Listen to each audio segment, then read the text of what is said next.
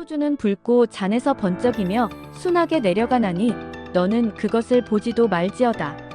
그것이 마침내 뱀같이 물 것이요 독사같이 쏠 것이며. 잠언 23장 31절에서 32절. 여러분은 술 없는 세상을 생각해 본 일이 있습니까?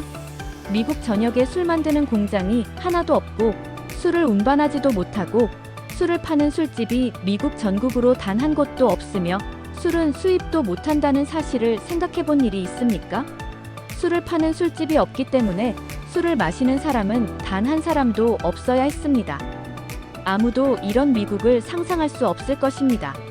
미국뿐만 아니라 전 세계 어느 나라도 이런 나라는 존재할 수 없습니다. 그런데 미국에서 그런 때가 있었습니다. 술을 만들지도 운반도 팔지도 수입도 못하게 하는 법이 수정헌법 18조에 규정되었습니다. 금주법입니다. 그것도 1~2년이나 5~6년이 아니라 14년 동안 계속되었습니다. 1919년부터 금주법이 폐지된 1933년까지 14년 동안 계속되었습니다. 이 법이 시행될 당시 미국에는 약 21만 8천여 개의 술집이 있었는데 이는 150m마다 하나씩 있었던 셈입니다. 매일 약 500만 명의 사람들이 술집에 드나들면서 술독에 빠져 있었습니다.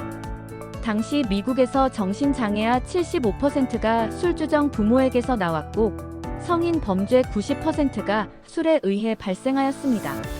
매년 5만 3,400여 명의 살인사건이 술집에서 발생했습니다.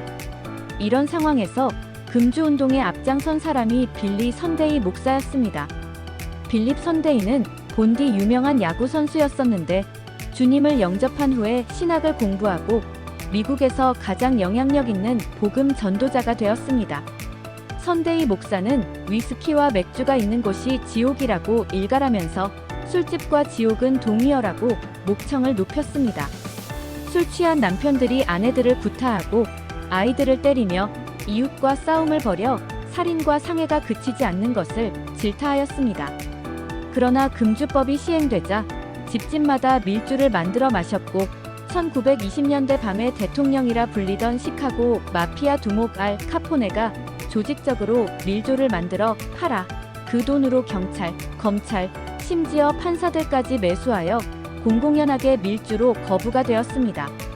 결국 금주법은 14년간 유지되다 1933년에 폐지되고 말았습니다. 그리하여 미국은 다시 술천지가 되었고 술에 따른 어마어마한 범죄가 계속되고 있으며 지금도 음주운전으로 1년에 수만 명의 사람이 생명을 잃고 있습니다. 결론적으로 이야기해서 술을 법으로는 금할 수 없습니다. 한국 교회는 초창기부터 교인들에게 금주를 강력히 권고하였습니다.